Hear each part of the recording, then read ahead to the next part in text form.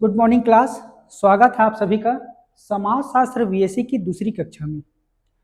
पहली कक्षा में मैंने आपको इसके सिलेबस के बारे में बताया था। बीएससी जिस जो प्रश्न पत्र है उसका नाम है भारतीय मूल्य परंपरा और मूल्य। तो भारतीय परंपरा और मूल्य के बारे में मैंने पूरा सिलेबस बताया था। इसमें 2 यूनिट है। पहला यूनिट का पहला टॉपिक जो था हमारे पास भारतीय मूल्यों की ऐतिहासिक पृष्ठभूमि, जिसमें हमें भारतीय मूल्य कैसे कैसे प्राप्त हुए हैं, कैसे कैसे समय के अनुसार कौन कौन से हमको मूल्य मिले हैं, उसके बारे में बताया था। अब ये जो सेकंड टॉपिक है इसमें है आश्रम और पुरुषार्थ। आश्रम और पुरुषार्थ जैसे कि मैंने वर्ण व्यवस्था आप लोग को बताया था, एक व्यवस्था बनाई गई थी आवश्यकता के अनुसार। वैसी आवश्यकता के अनुसार और मानव जीवन को सफल बनाने के उद्देश्य से 2 व्यवस्थाएं बनाई गई थी। भारतीय समाज का ये जो है ये रीढ़ कहा जाएगा, भारतीय समाज में बहुत महत्वपूर्ण स्थान रखता है आश्रम और पुरुषार्थ व्यवस्था। तो आज जो है हम आश्रम व्यवस्था के बारे में जानते हैं कि आश्रम व्यवस्था क्या है। जैसे मैंने आपको बताया था कि वर्ण व्यवस्था में आवश्यकता के अनुसार उनके कार्य को बांट दिया जाता था, कर्म गुण योग्यता के आधार पर उनको पद दिया जाता था ताकि काम अच्छे से हो सके, सुचारू रूप से कार्य चल सके, मतलब श्रम विभाजन हो सके। वही जो है मानव जीवन को सफल बनाने के उद्देश्य से, व्यवस्थित बनाने के उद्देश्य से इसको एक आश्रम व्यवस्था बनाई गई थी। आश्रम व्यवस्था में क्या था कि मनुष्य के जीवन को अनुमानित 100 वर्ष मान लिया गया और उसको 4 भागों में डिवाइड कर दिया गया, 25-25 वर्ष। क्या होता है कि मानव का जो जीवन होता है उसमें हर पड़ाव में उसको अलग अलग उसमें योग्यताएं आती हैं, अलग अलग कमी भी होती है, अलग अलग कुछ खूबियां भी होती हैं। जैसे युवा अवस्था में व्यक्ति के पास अनुभव की कमी होती है, लेकिन ऊर्जा बहुत ज्यादा होती है, सीखने की जो क्षमता होती है वो बहुत ज्यादा होती है।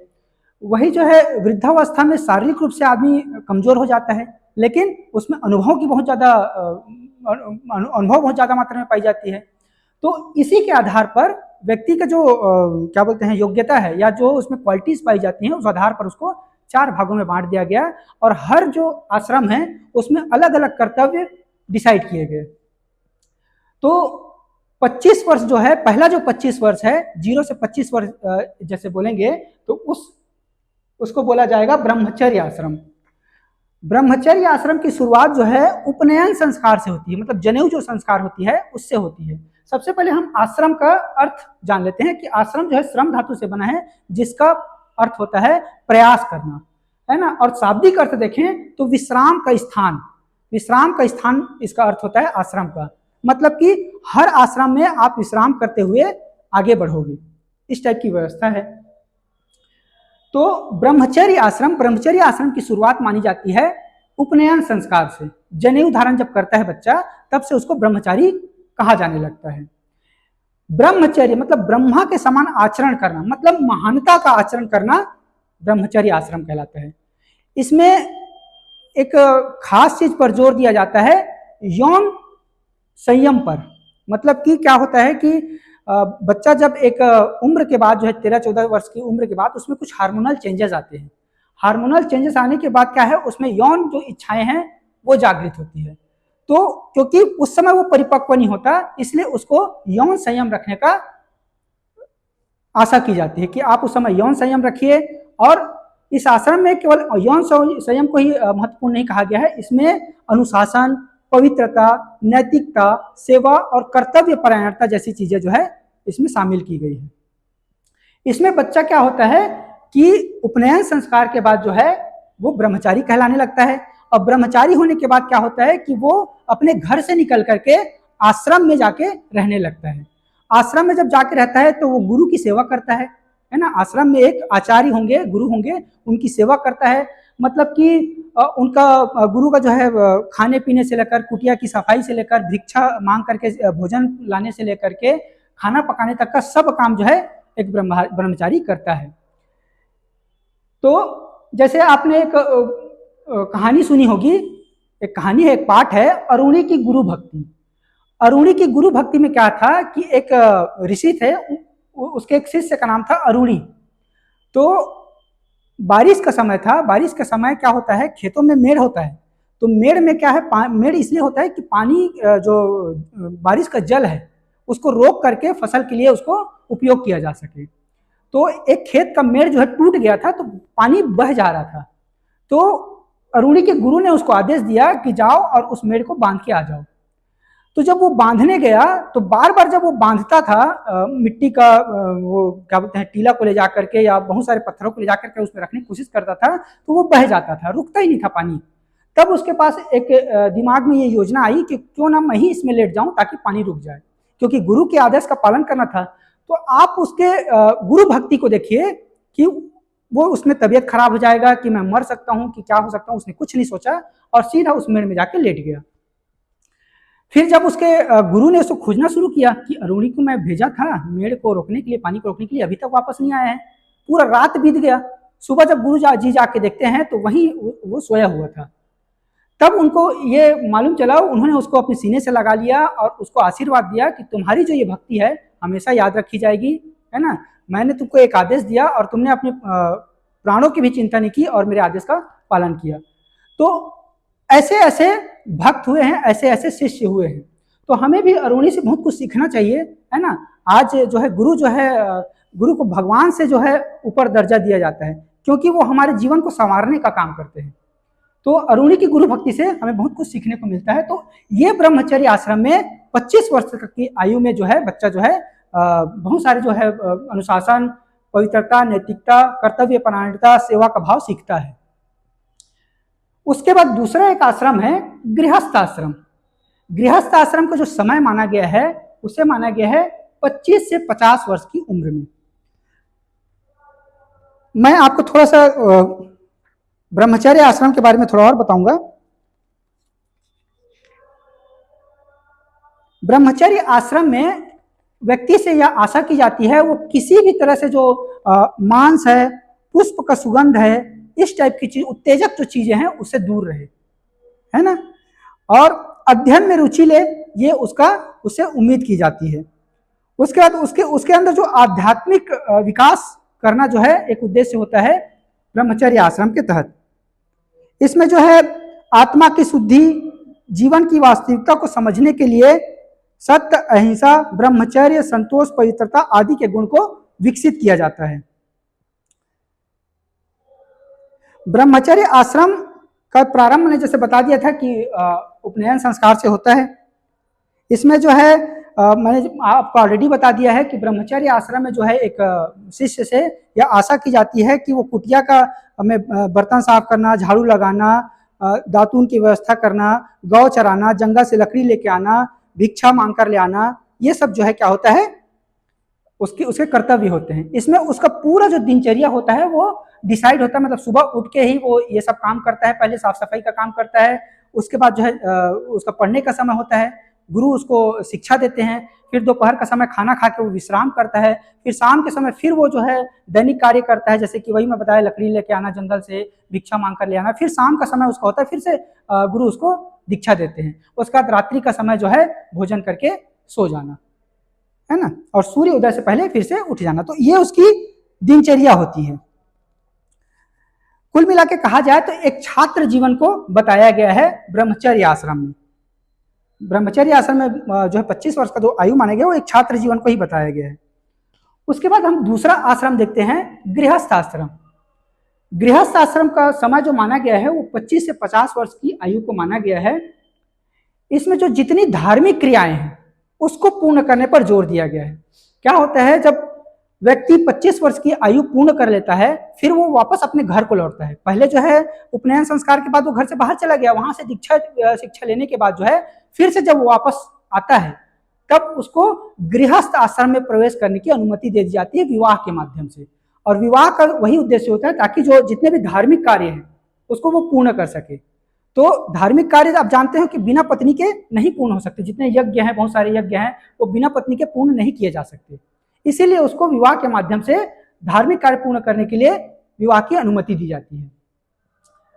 तो धर्म का क्या अर्थ है, इसमें धर्म जो है, इसमें 3 जो अपने पुरुषार्थ हैं उसकी पूर्ति होती है। धर्म, अर्थ और काम, ये 3 जो पुरुषार्थ हैं इसकी पूर्ति होती है। तो धर्म क्या है, धर्म है ऋण से उऋण होना, मतलब कि जो ऋण है उनसे मुक्ति पाना। तो इसमें जो है 4 ऋण बताए गए हैं। कौन कौन सा ऋण है, देवताओं का ऋण, माता पिता का ऋण, अतिथियों का ऋण और अन्य जीवों के प्रति जो ऋण है। तो सर्वप्रथम जो देवताओं के प्रति ऋण है उसमें हम नित्य प्रतिदिन जो है अपने घर में अग्नि प्रज्वलित करते हैं।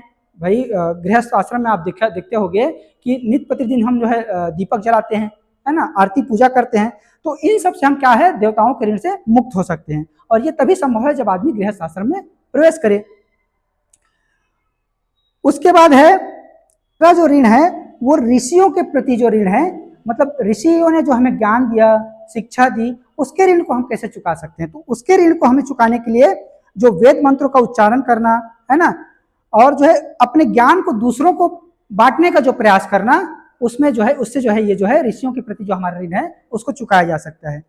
तीसरा ऋण है माता पिता के प्रति ऋण, क्योंकि माता पिता ने क्या है, हमको जन्म दिया, पालन पोषण किया, तो वो ऋण कैसे चुक सकता है, जब हम जो है खुद जो है संतान उत्पत्ति करें और उनका पालन पोषण करें, तब हम उस ऋण से मुक्ति पा सकते हैं।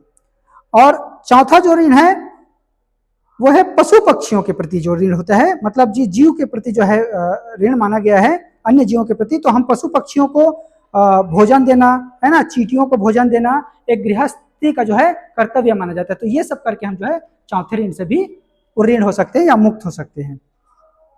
तो ये हो गया गृहस्थ आश्रम। तो गृहस्थ आश्रम बहुत महत्वपूर्ण आश्रम है, क्योंकि इसमें तीन जो पुरुषार्थ है, धर्म, अर्थ, काम और मोक्ष, लास्ट उद्देश्य जो होता है व्यक्ति का वो मोक्ष होता है। तो इन तीनों जो क्या बोलते हैं पुरुषार्थों के माध्यम से हम जो है अंतिम जो लक्ष्य है मोक्ष तक हम पहुंच सकते हैं। तो धर्म हो गया, अर्थ हो गया। अर्थ जो है, अर्थ का अर्थ ये होता है कि अर्थोपार्जन करना, अपने परिवार के भरण पोषण करने के लिए पैसा कमाना, ठीक है, और अर्थोपार्जन करके उनका पालन पोषण करना। तो ये भी एक गृहस्थी का कर्तव्य होता है। काम का अर्थ यहाँ पे केवल यौनिक संतुष्टि नहीं माना गया है, इसमें काम का अर्थ जो माना गया है वो संतान उत्पत्ति माना गया है। तो ये तीन जो है पुरुषार्थ का पूर्ति होती है किसमें, गृहस्थ आश्रम में। अब तीसरा देखते हैं वानप्रस्थ आश्रम। वानप्रस्थ आश्रम में क्या होता है, इसकी जो आयु मानी गई है वो 50 से 75 वर्ष मानी गई है। मतलब कि वानप्रस्थ आश्रम को आप बिल्कुल एक ऋषि जो होता है, जो दूसरों को शिक्षा देता है, जो कुटिया में जो रहने वाले, आश्रम में रहने वाले जो ऋषि होते हैं, उससे माना गया है कि आप जो है वन में जाकर के एक कुटिया में रहने लगते हो, है ना, अपने घर परिवार को छोड़ देते हो और वन कुटिया में जाकर रहने लगते हो। इस समय जो है आपको अपनी पत्नी को साथ रखने की अनुमति दी जाती है। ये इसलिए ऐसा किया जाता है कि अचानक से जो गृहस्थी है ना, वो मोह को छोड़ नहीं पाता है। अचानक से छोड़ने से उसको दिक्कतें पैदा हो सकती है, तो उसकी पत्नी को कम से कम उसके साथ रहने दिया जाए, ताकि वो धीरे धीरे जो है मोह के प्रति जो है विमुक्त होने लगे और आगे जो है संन्यास आश्रम के लिए तैयार हो जाए। लेकिन सबसे उत्तम यही माना जाता है कि वो पत्नी को भी छोड़ दे, लेकिन अगर नहीं छोड़ पाता है तो पत्नी को साथ रखने की अनुमति दी जाती है। इसमें जो है जंगल से जो प्राप्त जो फल फूल है ना, सादा भोजन है, उसी को ग्रहण करने की अनुमति दी जाती है। मतलब जो तामसिक भोजन है उसको बिल्कुल बाइकआउट करने कहा जाता है। इसमें जो सादा भोजन है उसी को ग्रहण करने के लिए अलाउ किया जाता है।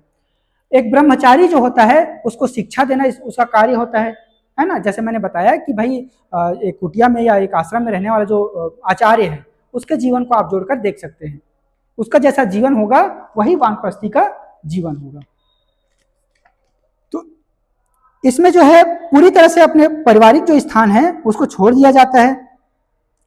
और इसमें कुछ खास है तो शारीरिक सुखों के प्रति पूर्णतः उदासीन होना इसका उद्देश्य होता है। मतलब कि जो शारीरिक जितने भी सुख हैं, है ना, उससे जो है वो विमुख हो जाए, ये उसका उद्देश्य होता है, ताकि जो है व्यक्ति जो है संन्यास आश्रम की तरफ आसानी से बढ़ सके। अब हम चौथा आश्रम देखते हैं, संन्यास आश्रम। संन्यास आश्रम जो है 75 वर्ष के बाद की आयु से माना गया है। इसमें तो पूरी तरह से जो है अंतिम आश्रम है और इसमें पूरी तरह से जो मोह माया है उससे मुक्त करने का प्रयास किया जाता है व्यक्ति को। मतलब कि हम जो है अपनी आत्मा को परमात्मा से मिलाने के लिए प्रयास करते हैं और इसी आश्रम में जो है क्या होता है, हमें मोक्ष की प्राप्ति होती है। एक चीज और कहा गया है कि जैसे गृहस्थ आश्रम में प्रवेश कोई आदमी है, अगर गृहस्थ आश्रम के बाद वो पूरी तरह से मोह माया को त्याग कर लेता है तो वो डायरेक्ट जो है संन्यास आश्रम में जा सकता है। लेकिन ऐसा कर पाना आसान नहीं होता है, बहुत कठिन होता है, क्योंकि अचानक से किसी गृहस्थी आदमी को आप सन्यासी बना दोगे, वो बहुत कठिन होता है। इसलिए जो है बीच का जो आश्रम है, वानप्रस्थ आश्रम, उसको रखा गया है। लेकिन अगर व्यक्ति में उतनी योग्यता है कि वो मोह माया को अचानक से छोड़ पाए, तो वो डायरेक्ट जो है संन्यास आश्रम की तरफ जो है अग्रसर हो सकता है। इसमें जो सांसारिक जितने बंधन होते हैं उनसे मुक्त हो जाता है व्यक्ति, मतलब इसमें अपना नाम तक को बदल लेता है व्यक्ति, पत्नी से भी रिश्ता तोड़ लेता है, जितने भी घर परिवार के लोग हैं उनसे भी रिश्ता तोड़ लेता है। वो जो है अपनी इच्छाओं को वश में कर लेता है, जितनी उसकी इच्छाएं हैं उसको वश में कर लेता है, ना किसी से घृणा करता है, ना किसी से प्रेम करता है, भिक्षा मांग करके जीवन व्यतीत करता है, निर्जन स्थानों पर जो है वो रहता है। क्यों? क्योंकि वो अगर संपर्क में रहेगा लोगों के तो वो मोह माया से जुड़ा रहेगा, इसलिए उसको ये कहा जाता है कि आप निर्जन स्थानों में जाके रहने लग जाएं। और इसी आश्रम में फिर वो क्या है, अपने आत्मा को परमात्मा से मिलाने का प्रयास करता है।